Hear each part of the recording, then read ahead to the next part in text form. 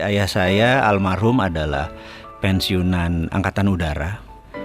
Dan pensiunan Angkatan Udara pangkatnya pun gak tinggi, hanya kapten. Jadi bisa dibayangkan, saya lahir di Mospati, di Madiun, asli Malang. Rumah kami yang termewah itu adalah gorden. Karena kami tidak punya perabotan, jadi gordennya dimahalin supaya dilihat orang bagus. Di dalamnya kursi pun gak punya gitu ya. Nah, masa-masa lagi disebut susah, sebenarnya kalau dirasakan ya nggak juga gitu ya. Karena hampir tiap hari ketawa juga tuh gitu ya. Makan apa adanya juga kita seru-seru aja. Jadi sebenarnya kata susah tuh sebenarnya nggak ada gitu ya. Dan jalan seperti biasa. Tapi ada moral lesson atau pelajaran yang saya dapat dari almarhum ayah saya adalah terpaksa nyambi kan. Jadi selesai kerja jam 2 itu nyambi, pakai truk tentara itu ke Cepu nganter tembakau.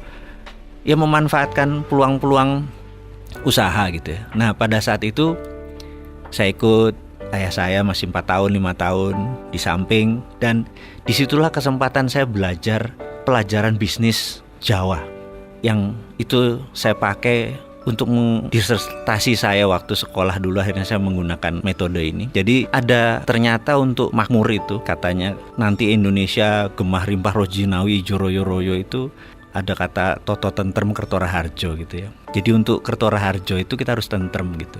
Nah untuk tentrem itu kita harus noto. Nah noto itu kan manajemen gitu ya. Dalam bahasa manajemen adalah getting things done through other people, menyelesaikan masalah melalui orang lain. Ternyata di Jawa itu, melalui almarhum ayah saya cerita bahwa di Jawa itu toto itu ada 6 step, yaitu toto, titi, titis, tetek, tutuk, tuntas gitu. Nah, pelajaran itulah yang selalu saya teringat sampai saat ini di kepala 5 usia saya ini. Manajemen Jawa yang menurut saya luar biasa itulah akhirnya menjadi platform saya berbisnis. Dan dari dulu memang akhirnya saya pegawai itu hanya batu lompatan saja gitu. Nah, singkat cerita, sebagai orang kampung, cita-cita saya adalah sekolah ke Amerika. Dan ini mission impossible. Karena saya pindah ikut orang tua saya ke Palembang, 5 tahun tinggal di sana, kemudian Balikpapan hampir 7 tahun. Bisa dibayangin saya kelas 2 SD, saya menggunting rumahnya Donald Trump itu, White House. Dan selalu saya bilang sama diri saya mau sekolah di sini. Suatu hari kalau zaman dulu kan kita main kelereng tuh, ngambil kelereng dari kantong, kelerengnya jatuh, gambar itu juga jatuh. Teman-teman lihat di Palembang, ngomong begini, apa nih? Aku bilang, aku nak sekolah di sana. Mak mano? Wong dusun gitu. Nggak mungkin. Saya bilang, enggak. Saya mau sekolah di sana itu gitu. Walaupun kita diketawain, digarger-garger. Kelas 5 SD, pindah Balikpapan sampai SMA. Sama. Ini lu gila lu katanya gitu dan lain sebagainya. Kelas 2 pindah Jakarta. Setiap hari dari Blok M ke Halim itu selalu lewat Dekdikbud. Suatu hari ada pajangan besar sekolah ke luar negeri. Dan saya berkata, kesempatan. Saya mendaftar. Pengumuman saya ingat banget karena nilai ijazah saya 6, paling tinggi 8 agama. 1 nggak mungkin lah gitu. Tapi saya pede dalam hati bahwa saya sekolah ke luar negeri. Pengumuman keluar, nggak ada nama kita.